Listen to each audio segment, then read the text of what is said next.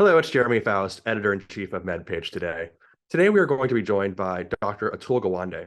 Dr. Gawande is a surgeon, a writer, and a public health leader. He was founder of Ariadne Labs, a joint center for health systems innovation. He served as a member of the Biden Transition COVID-19 Advisory Board, and from 2018 to 2020, he was CEO of Haven, the joint venture of Amazon, Berkshire Hathaway, and JP Morgan Chase.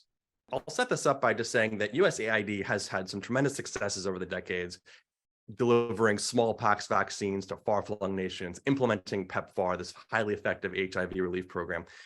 But I would like you to explain to a hypothetical patient in my urban ER why we are spending that money abroad and not here. And just for scale, USAID has a budget of $50 billion per year. It could go up to $60 billion in the next fiscal year. If we directed that money at, as you say, the poorest 5% of US households, we could spend over $4,000 per person per year on our own people. And so how do you explain and how do you think about that choice that we are making as a country?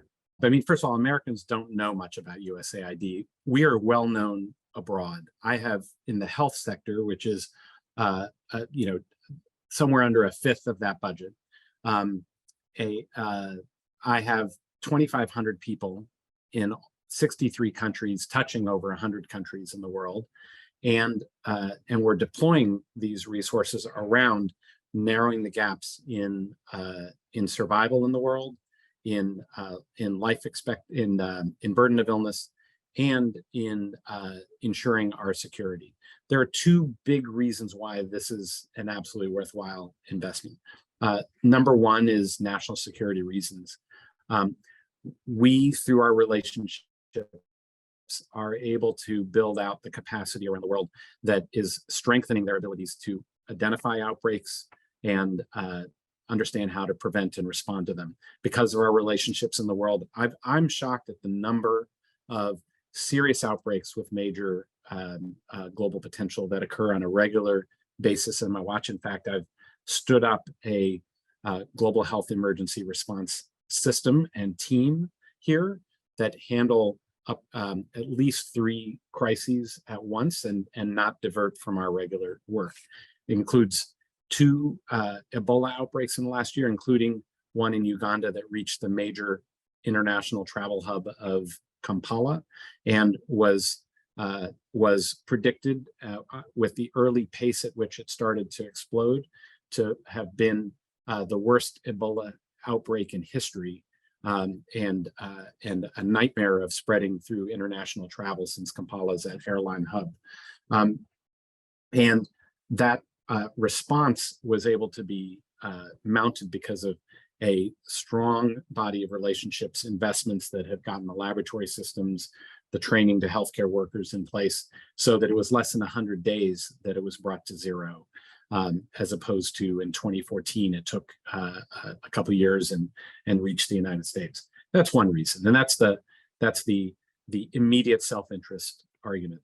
The larger one is that the United States stands for something, and what we stand for that's different in this transactional world of diplomacy, including the Chinas and Russias of the world, is that we believe that going back to a fundamental principle of medicine and a fundamental principle of our own Constitution, that all lives are of equal worth, that we are all created equal, and that we're not responsible for every life on Earth, that we are most responsible to the people closest to us, our own family, for their lives.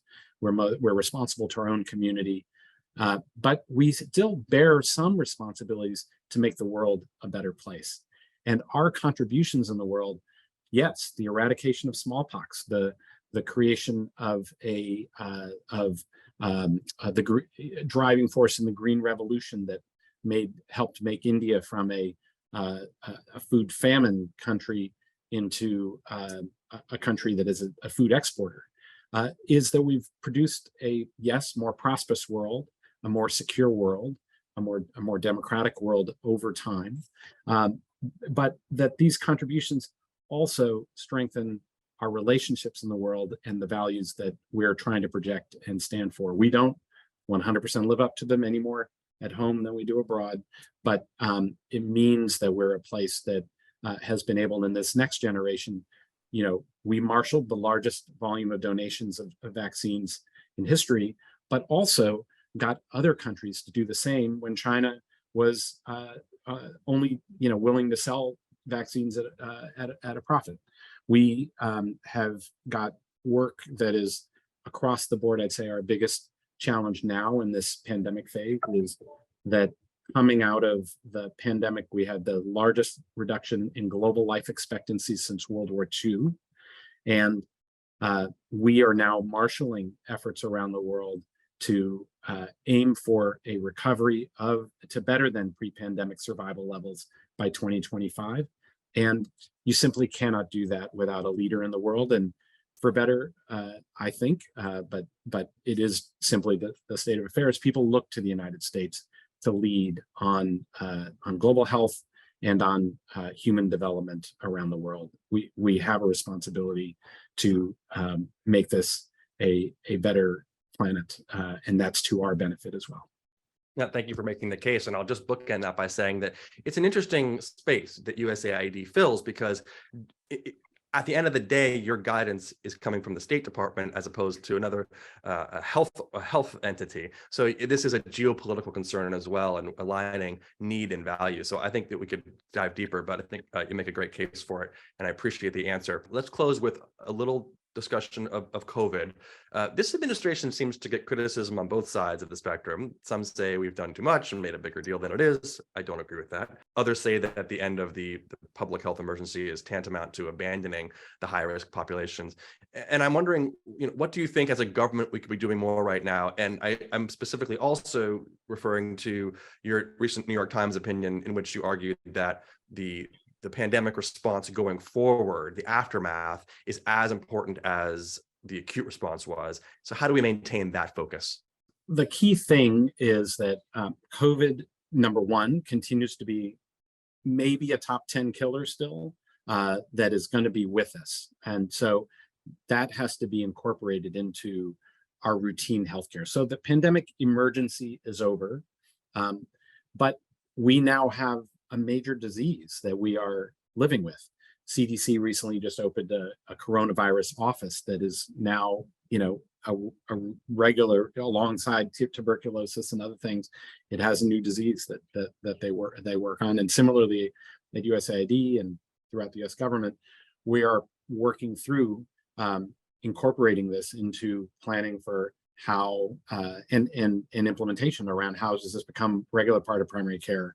WHO recommendations out now, kind of have some of the roadmap that the 20% sickest in the world and oldest in the world, or most at risk in the world, are where we need to concentrate now on making sure they not only have their primary series vaccination, but are up to date on a booster to within, the last 12 months since your vaccination.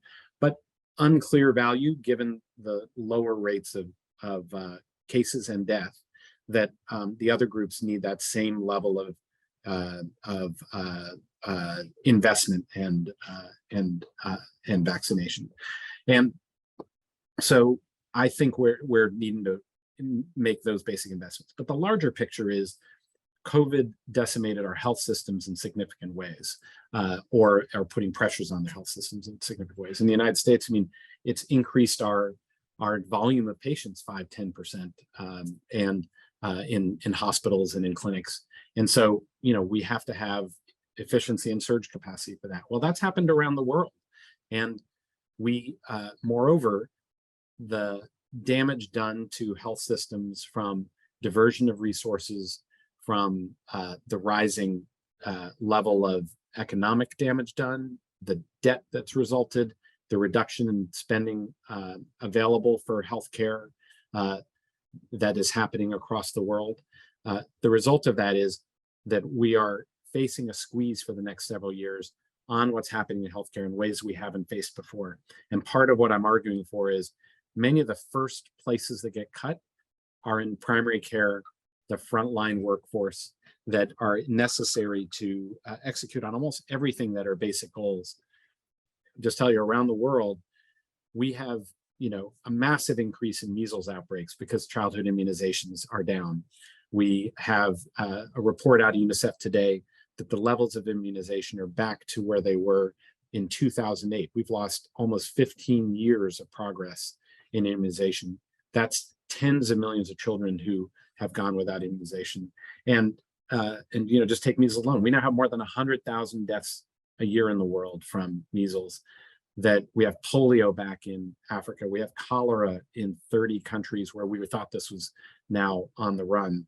And so the result of that is the workers we need, whether it's to identify the next outbreak, get immunizations back up, be able to pull people who are lost to care back into care.